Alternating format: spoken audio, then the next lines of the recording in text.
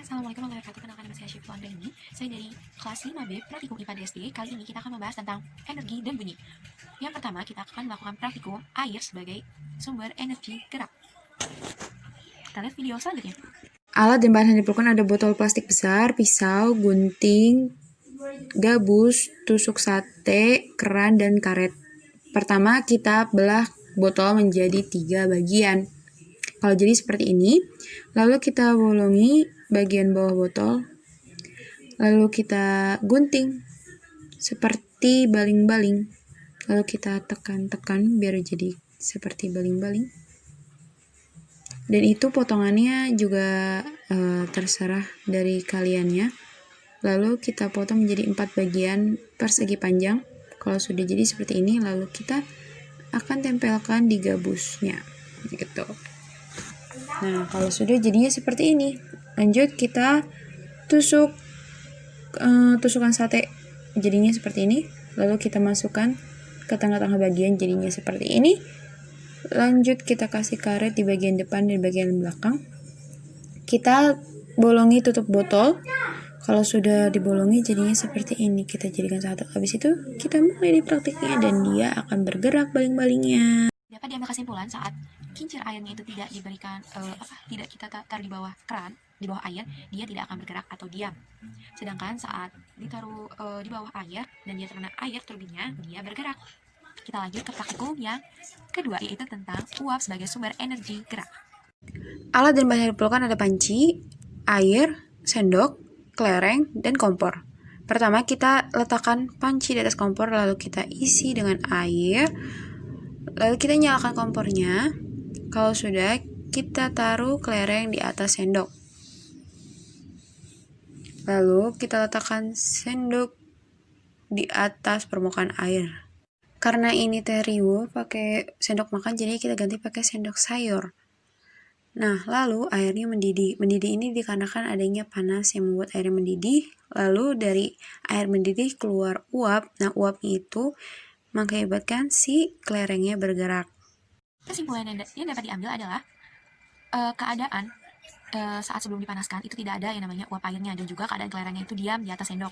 Sedangkan saat setelah dipanaskan kan airnya kan mendidih. Nah, itu tuh juga mengeluarkan yang namanya uap air. Nah, dari uap air tersebut mengakibatkan kelereng yang ada di dalam sendok tersebut bergerak. Kita lanjut ke praktikum selanjutnya, yaitu tentang angin sebagai sumber energi gerak.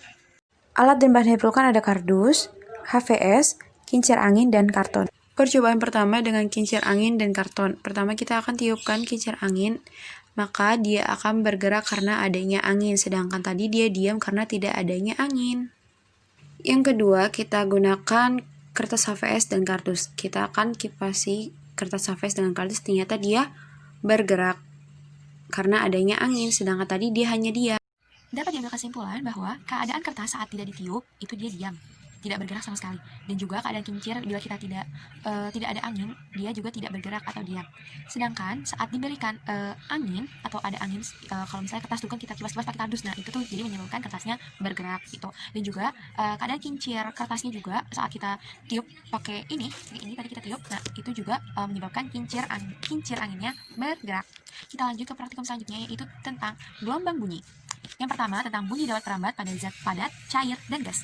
Alat dan bahan diperlukan ada 2 gelas, korek api, gunting, dan benang.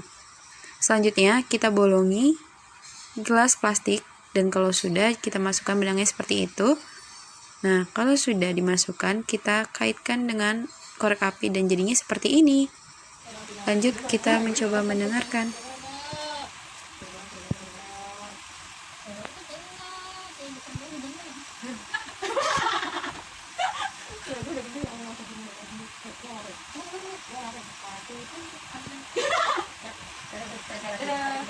Terus pencet apa? Yang diperlukan ada selang dan 2 orang. Lanjut kita percobaannya.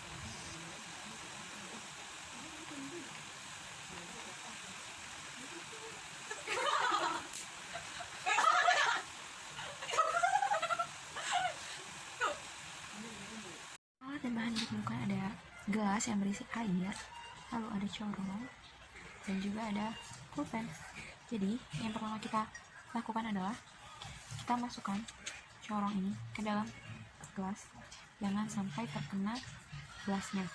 Lalu kita dekatkan ke telinga kita seperti ini, lalu kita ketuk dengan pulpen.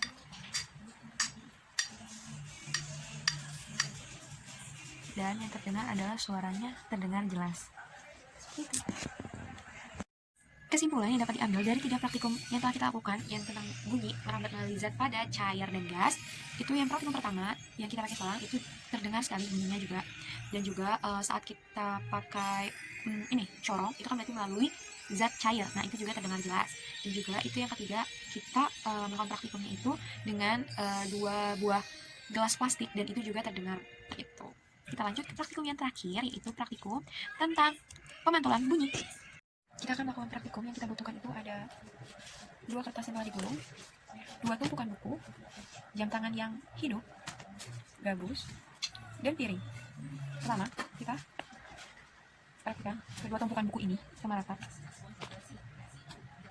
Kalau sudah, kita buat seperti segitiga, seperti ini jadinya dia nanti. Kalau sudah, kita masukkan jam tangan ke dalam sini.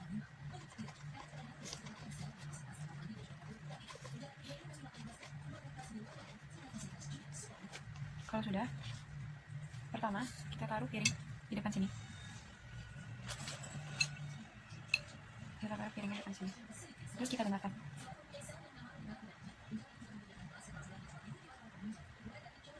Dan terdengar detak jamnya.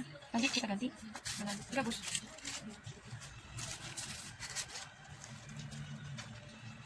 Kalau sudah, kita dengarkan dulu.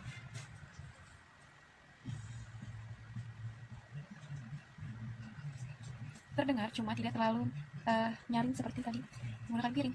Yang terakhir yang dapat kita ambil dari praktikum terakhir yaitu terjadi pemantulan bunyi dan tadi kan ada gabus dan juga piring. Ini adalah sebagai media bidang pantulnya. Nah, jadi tadi tuh yang di piring itu terdengar sangat jelas sekali dan saat di gabus juga masih terdengar jelas.